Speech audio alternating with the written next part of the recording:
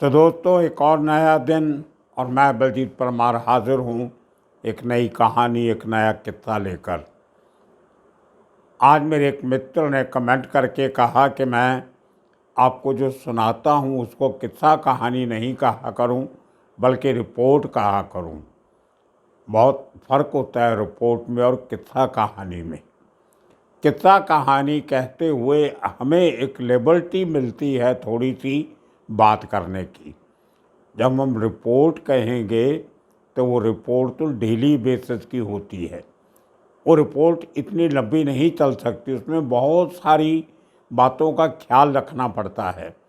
Report आज बहुत मुश्किल होता है करना और वो बेसिकली प्रिंट मीडिया में बहुत अच्छी लगती है, जहाँ हमें वक्त मिलता है काम करने का, एक एक शब्द चुनने का, लिखने का, करने का। लेकिन जब हम किस्से कहानियों की बात करते हैं तो उसमें थोड़ा सा मिर्च मसाला ऐड कर सकते हैं ताकि आपको सुनने में भी अच्छा लगे, लेकिन उस मिर्च मसाले में कोई गलती नहीं होनी चाहिए, मिस फैक्ट नहीं होने चाहिए, उसमें कोई ऐसी बात नहीं होनी चाहिए जो सिर्फ चीज़ को बेचने के लिए इस्तेमाल की जाए।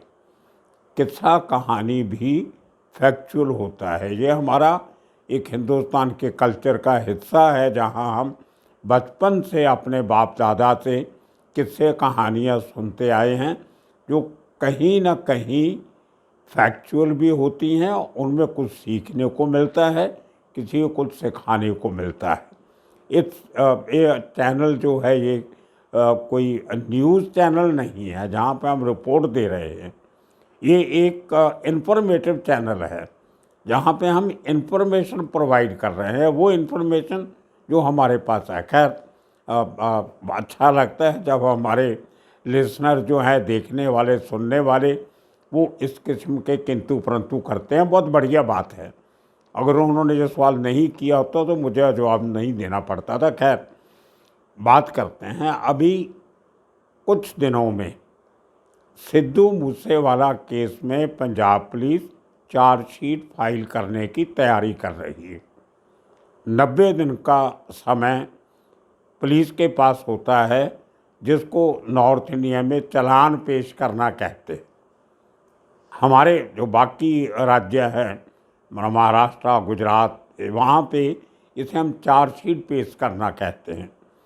तो चार्जशीट जो एक बार पेश होती है 90 डेज़ के अंदर, जो CRPC के नीचे एक शर्त होती है कानून की कि 90 दिन के अंदर अंदर आपको उस केस में चार्जेस जो हैं वो कोर्ट को बताने पड़ते हैं।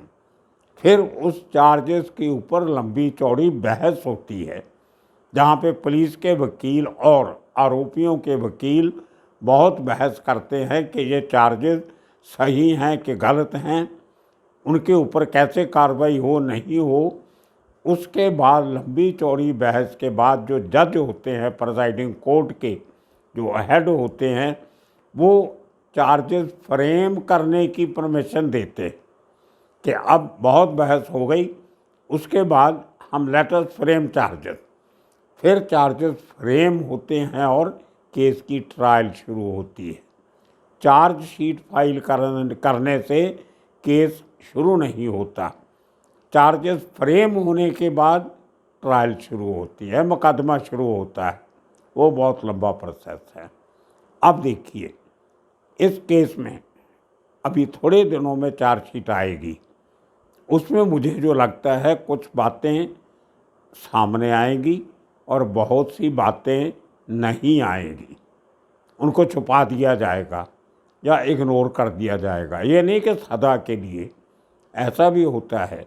पहली बार पुलिस चार्जशीट फाइल करती, उसके बाद चार्जेस भी फ्रेम हो जाते हैं, लेकिन अगर कोई नई बात इन्वेस्टिगेशन के दौरान या उसके बाद पुलिस को पता चलती है तो सप्लीमेंट्री चार्जशीट भी पुलिस पेश करती है। जैसे मुंबई बॉम्ब ब्लास्ट केस में जो पहले आरोपी पकड़े गए, उनके ऊपर चार्जशीट दायर की गई, बहस हुई, बहुत लंबी चौड़ी बहस हुई। उसके बाद केस शुरू हुआ। चलते चलते कुछ सालों के बाद कुछ नए ऐसे आरोपी जो पहले भागे हुए थे, कोई दुबई में था, कोई कहीं था, उनको वापस लाया गया। तो जब उनका ट्रायल शुरू हुआ तो वो सप्लीमेंट्री चार्जशीट से शुरू हुआ था। मेन चार्जशीट के साथ वो सप्लीमेंट्री चार्जशीट जोड़ दी जाती है।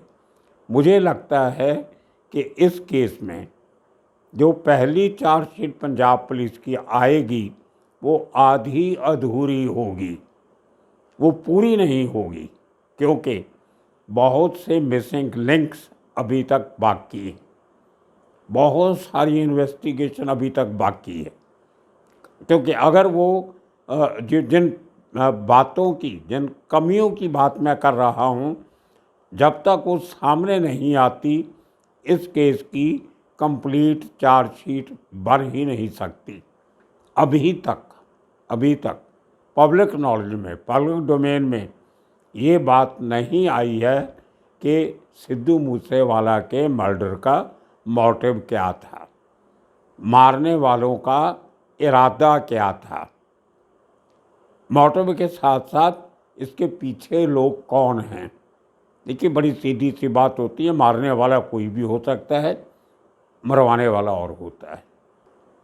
भाड़े के टट्टू बहुत मिल जाते हैं जो पैसा लेके कुछ भी करके चले जाते हैं, लेकिन वो भाड़े के टट्टुओं को खरीदता कौन है, उनको भाड़े पे हायर कौन करता है, कौन उनको उसका मुआवजा देता है, पैसा देता है, और जो आदमी पैसा देता है वो किसके कहने पे देता है। पैसा तो किसी को भी आप भेज दोगे, फलां आदमी को इतने लाख दे आओ, वो दे के आ जाएगा, लेकिन क्या वो वही आदमी था जिसने उनको मरवाने के लिए पैसा दिया, जहाँ वो एक खाली मैसेंजर था, डिलीवरी बॉय था जो डिलीवरी दे के आ गया पैसे की।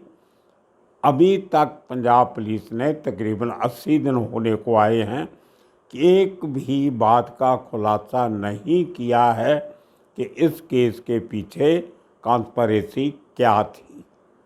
अब अगर आप इतने दिनों में इस बात का खुलासा नहीं कर सकते तो बचे खुचे 10-12 दिन में आप क्या करोगे, इसके दो कारण हो सकते हैं। या तो पंजाब पुलिस ने इतना कुछ खोज के रख लिया है, इतना कुछ पड़ताल करके रख लिया है कि वो पब्लिक के सामने नहीं आने देना चाहते, और अचानक जब चार्जशीट फाइल करेंगे तो बहुत बड़ा बम फटेगा, बहुत से लोगों के नाम आएंगे, बहुत बड़ी एक कॉन्स्पिरेसी सामने आएगी। दूसरा ये हो सकता है कि ये बहुत ही डैम स्क्विब चार्जशीट हो, बड़ी ठंडी सी सुस्त सी चार्जशीट हो, जिसमें सवाए इसके कि ये एक काम पूरे एक गैंग का है, उनकी आपस में दुश्मनी थी, गैंगवार थी, उन्होंने इसकी दुश्मनी निकालने के लिए इसके ऊपर हमला कर दिया, उसमें हमने इतने लोग पकड़ लिए, 2 लोगों का एनकाउंटर हो गया और ये दुश्मनी की वजह से इसका मर्डर हुआ है, तो केस खत्म। जिन्होंने गोली चलाई, जिन्होंने सिद्धू मूसेवालों को मारा, अब इसकी अगर थोड़ा बारीकी से आप पड़ताल करें, मारने वाले कभी कहते हैं 6 लोग थे, कभी 8 थे, कभी 10 थे, उनमें से खाली 2 लोगों का एनकाउंटर हुआ, 2 अभी तक पकड़े नहीं गए 10 में से, बाकी 6 लोग पकड़े गए हैं। एक अभी और शायद वांटेड है, दीपक मुंडी नाम का आदमी। तो जिन लोगों को पकड़ा गया है, जो हिरासत में हैं, उन्होंने तो कार पे गोलियां चलाई हैं, थार जीप के ऊपर, जहाँ आसपास की बिल्डिंगों की दीवारों पे गोलियां चलाई हैं, जहाँ सिद्धू मूसेवाला की गाड़ी के टायर पे पंक्चर किया है। अब उनको आप किलर कैसे बताओगे? कोर्ट में जब कत्ल का मामला है, वहाँ पे ये सिद्ध करना पड़ेगा कि इस आदमी ने उसको मारा, और जिस आदमी का आप नाम ले रहे हो, और उस आदमी का पहले कबूलनामा भी आया कि हाँ मैंने AK-47 से सिद्धू को मारा है, वो मारने वाला खुद मारा गया। तो इसका मतलब जो बाकी के लोग हैं वो तो बहस के बाद, केस चलने के बाद बड़े आराम से बरी होके चले जाएंगे। इंसाफ कहाँ गया? अगर वो 2 लोगों का मरना इंसाफ था तो वो अधूरा इंसाफ है। वो मुझे लगता है कि वो लोग बहुत बड़ी कॉन्स्पिरेसी का हिस्सा थे। वो पूरे केस की एक कमज़ोर कड़ी थी। वो ड्रग एडिक्ट थे दोनों, गरीब घरों से आए हुए थे। कोई बेचारों का उनका पैसे वाला कोई पीछे करना वाला नहीं था। किसी मजबूरी से उन्होंने ये काम किया। कुछ पैसे मिले होंगे जो उनके घर वाले इनकार कर रहे हैं कि हमें नहीं मिला। लेकिन अगर पैसा नहीं मिला, काम भी उन्होंने कर दिया, मरे भी वही।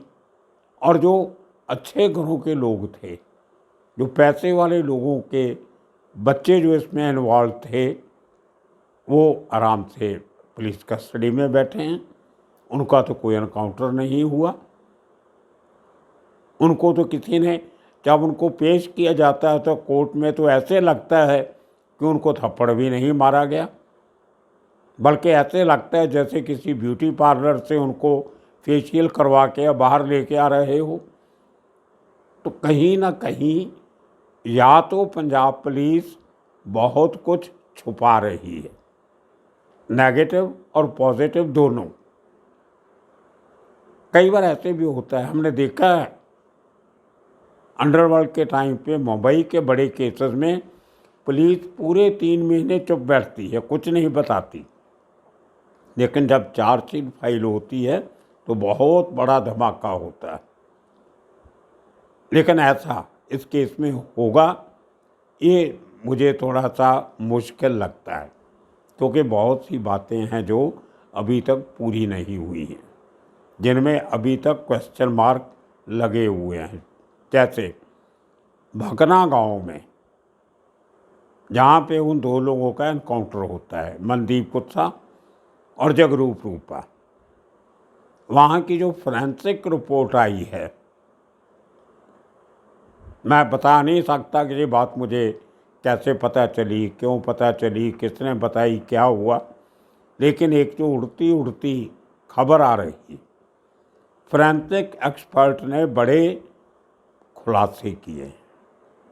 उन्होंने जो उस घर में से, जिस घर में ये लोगों का एनकाउंटर होता है, वहाँ से जो दीवारों से, कुर्सियों से, नल से, पानी के नल से, या और भी जहाँ जहाँ लोग के हाथ लगने की गुंजाइश होती है, वहाँ से जो फिंगरप्रिंट लिफ्ट किए हैं, जिसको फोरेंसिक भाषा में लिफ्टिंग ऑफ फिंगरप्रिंट्स कहते हैं, वो 10 लोगों से ज़्यादा लोगों के फिंगरप्रिंट्स हैं। और उसके अगर उस रिपोर्ट को माने तो ऐसा लगता है कि जिस दिन ये एनकाउंटर हुआ उसके कुछ घंटे पहले तक वहाँ पर 10 से ज़्यादा लोग उस घर में हाजिर थे। और फिंगरप्रिंट ऐसी चीज़ है कि बहुत दिनों के बाद पिकअप नहीं किए जा सकते, क्योंकि वो अगर दीवार पे कहीं फिंगरप्रिंट है, नल पे फिंगरप्रिंट है, तो कुछ घंटों के बाद वहाँ डस्ट पड़ेगी, उसके ऊपर किसी और का हाथ लगेगा, फिंगरप्रिंट्स डाइल्यूट होंगे। जो डोर नॉब आपने खोल के अंदर गए दरवाजे का, वहाँ पे जो फिंगरप्रिंट आए, अगर उसके बाद और 10 लोग उसको हाथ लगाएंगे तो और किस्म के फिंगरप्रिंट आएंगे। लेकिन कुछ ठिकाने ऐसे होते हैं जहाँ पे इंडिविजुअल फिंगरप्रिंट्स मिल जाते हैं। जैसे गलास हुआ, आप कहीं दीवार के साथ हाथ लगा के खड़े हो गए, जहाँ और कुछ ऐसे इम्प्लीमेंट्स जो घरों में होते हैं, आप एक कुर्सी पे बैठते हो, कुर्सी की जो साइड में लकड़ी लगी रहती है, आर्म रेस्ट जिसको हम बोलते हैं, उसको आपने हाथ लगा दिया, वहाँ से फिंगरप्रिंट लिफ्ट किए जाते हैं। बहुत सी ऐसी बातें होती हैं जहाँ से फिंगरप्रिंट पिकअप कर लेते हैं फोरेंसिक एक्सपर्ट। आजकल वो साइंस बहुत तरक्की कर गई है, और वहाँ पे 10 लोगों के ज़्यादा के फिंगरप्रिंट लिफ्ट हुए हैं। इसका मतलब कि 24 घंटे के अंदर अंदर वहाँ पे 2 लोग नहीं बल्कि 10 से ज़्यादा लोग उस घर में थे। और वो इतनी बड़ी संख्या में, वो लोग कौन थे? गैंगस्टर थे या उनके दोस्त थे या उनके कोई गेस्ट आए थे? अब कहा यह जाता है कि जिस घर में ये एनकाउंटर हुआ है उस घर के मालिकों ने ये घर किराए पे दिया हुआ था किसी को और खुद शहर में रहते थे। अब जिसको किराए पे दिया उसका खुलासा पुलिस ने आज तक नहीं किया। और जो एक बात सामने आई थी कि वहाँ पे जो छुपे हुए लोग थे वो एक थार गाड़ी में गए थे। बाद में इंक्वायरी से मालूम पड़ा कि वो थार गाड़ी तो एक दिन पहले आई थी। फिर अगला एक बहुत बड़ा सवाल उठा, अगर आपने उस दिन एनकाउंटर के शुरू होने के बाद शुरुआती दौर में अगर सब टीवी चैनल की रिपोर्ट सुनी हो तो आपको एक बात बहुत सही तरह याद होगी कि सब ने कहा था कि कहा जाता है कि वहाँ पे 4 गैंगस्टर मौजूद हैं। पुलिस के सूत्रों से भी खबर चली और चिल्ला चिल्ला के टीवी चैनल वालों ने बोला कि कहा जाता है कि 4 लोग उस घर के अंदर हैं जो पुलिस पे गोलियां चला रहे हैं। और अल्टीमेटली जब एनकाउंटर ख़त्म होता है तो बताया जाता है कि सिर्फ 2 ही लोग थे, उनसे ही एनकाउंटर हुआ। इन बातों का खुलासा आज तक नहीं हुआ, लेकिन मैंने कुछ लोगों से बात करने की कोशिश की। खुल के कोई सामने नहीं आता, हमारा सिस्टम ही ऐसा है। और शायद मेरी कहीं कमज़ोरी रही होगी क्योंकि मैं पंजाब में नया हूँ, बहुत कम लोगों को जानता हूँ।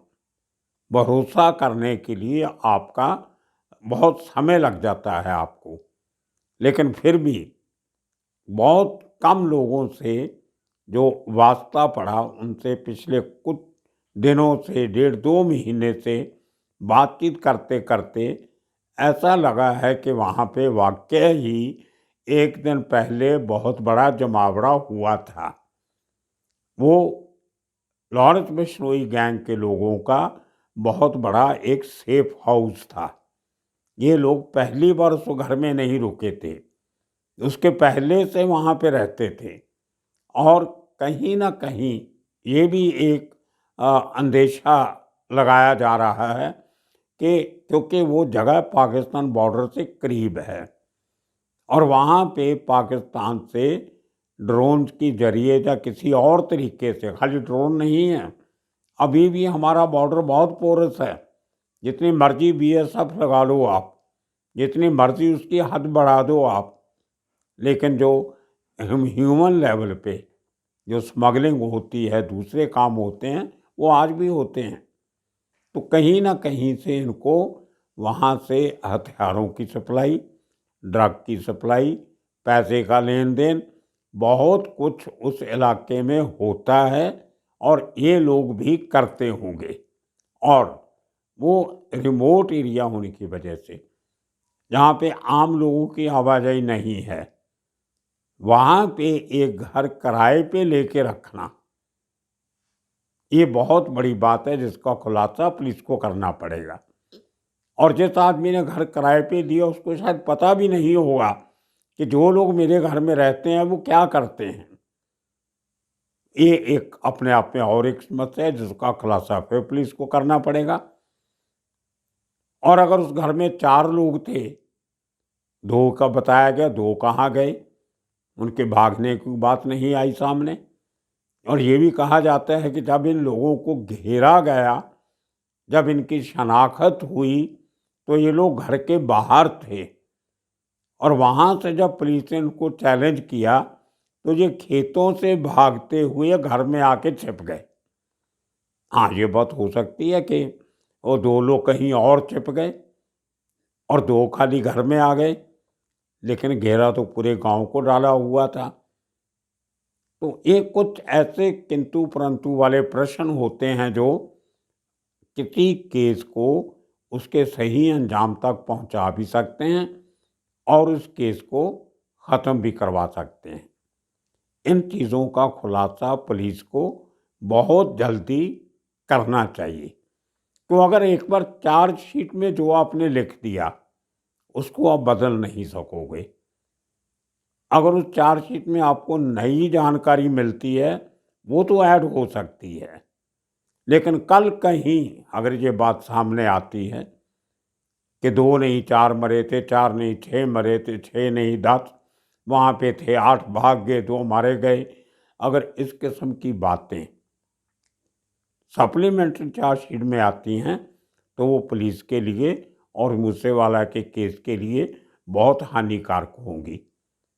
इसलिए हमें इंतज़ार करना पड़ेगा थोड़े से दिन और जो मूसेवाले के पिता ने सवाल उठाए हैं, जिनकी बात हमने आज सुबह के जो कल का सुबह का एपिसोड डाला था हमने उसमें देखा होगा आपने, बहुत जेन्युइन कंसर्न है उनका। वो एक बाप का कंसर्न नहीं है, वो एक उस आदमी का कंसर्न है जो कानून से इंसाफ मांग रहा है। और कानून से इंसाफ शुरू होता है पुलिस की पहली कंप्लेंट से, एफआईआर से। उसके बाद इंसाफ जाएगा चार्जशीट में, उसके बाद जाएगा फ्रेम ऑफ चार्जेस में, उसके बाद जाएगा इंसाफ बहस में, उसके बाद आएगी जजमेंट। उसमें कितने साल लगेंगे आप अंदाज़ा लगा लो। इंतज़ार करते हैं तब तक। आज के लिए इतना काफ़ी। कल के लिए एक और किस्सा कहानी लेके फिर हाज़िर होंगे। बहुत बहुत शुक्रिया, धन्यवाद।